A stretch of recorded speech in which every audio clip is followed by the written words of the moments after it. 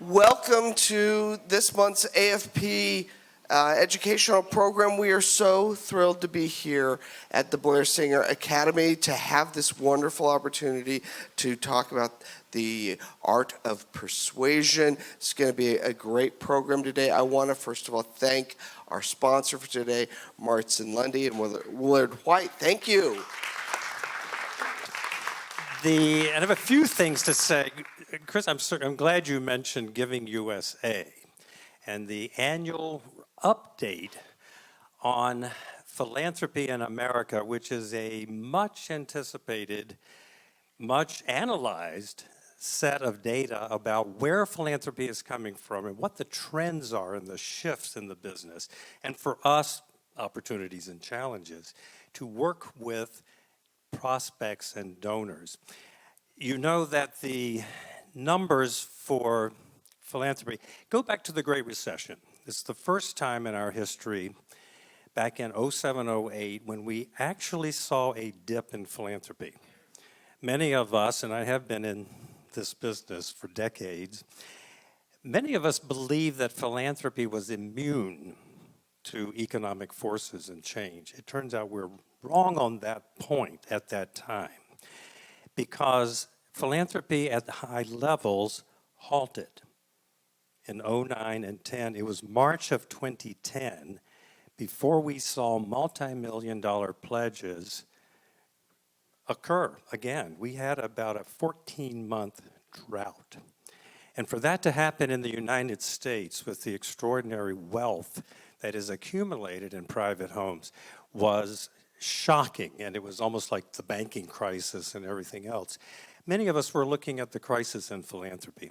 But since March 2010, the upswing, the trend in philanthropy has been so positive, we'd like to think it will continue forever. We do not have the figures yet from Giving USA. They come out soon, and Marts and Lundy is part of that team that works on the numbers. But anticipate it's going to be over $400 billion. Now, who's going to tell me where the majority of those gifts come from? They come from individuals. I didn't hear you. Individuals. They have always been, in this country, the largest, greatest source of philanthropy. And that is for several reasons. Individuals give. It's individuals and families that give. And there are many ways of giving. Direct gifts, there are family foundations. But there's something else happening that we need to take a look at. Donor-advised funds. Are any of you working directly with donors who give through DAFs? The phenomenal growth in DAFs will probably, it's actually already exceeded the total assets of independent foundations. That happened 2 years ago. We predict that will be over $100 billion in DAFs. What's interesting to me is that many looked at this financial instrument and said, you know, because it's less regulated than family foundations, it's never quite going to perform and impact our organizations, the charitable organizations. It turns out that in the last 2 years, DAFs are actually distributing 20% of assets. 20% of assets. Do you know what the minimum is for a family foundation? It's 5%.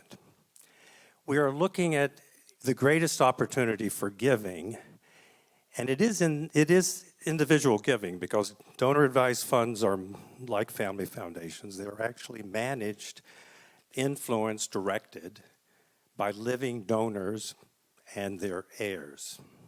So keep this in mind. When there's something on the table here from Marts and Lundy.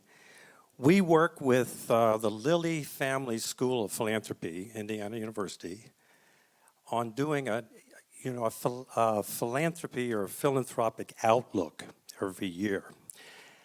And we do it in 2-year, tranches.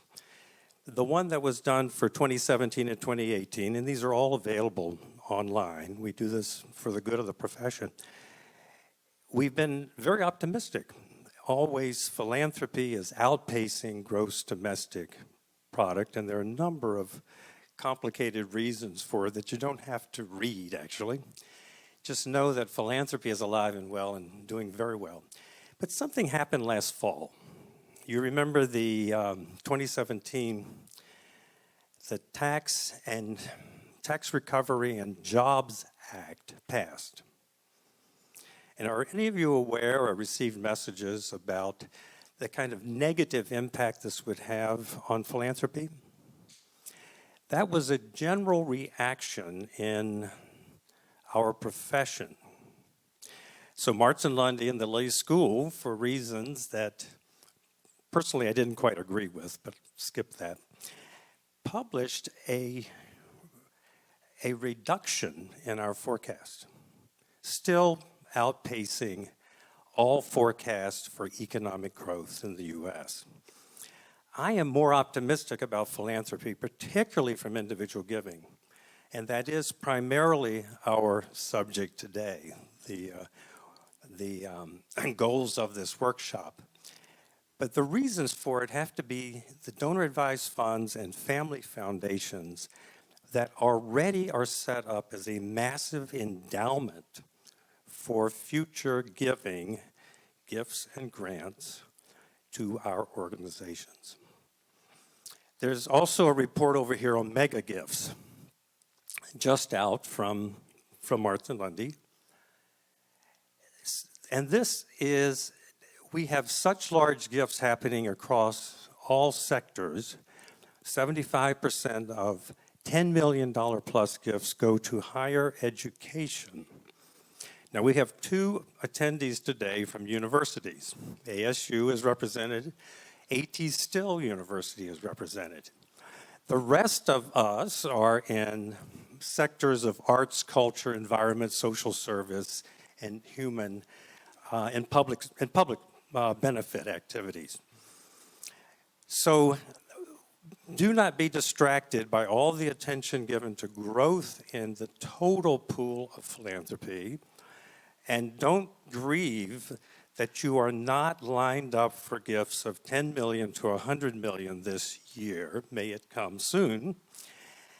Most of us are working in ranges of giving from $5,000 to $500,000. And those are transformational gifts for our organizations. But it's interesting that big gifts attract attention, they get a lot of press, they have huge impact on the institutions. But unless you are in the favored zip codes of wealth and have historic access to some of those high net worth families, pay attention to the realistic market for your organization.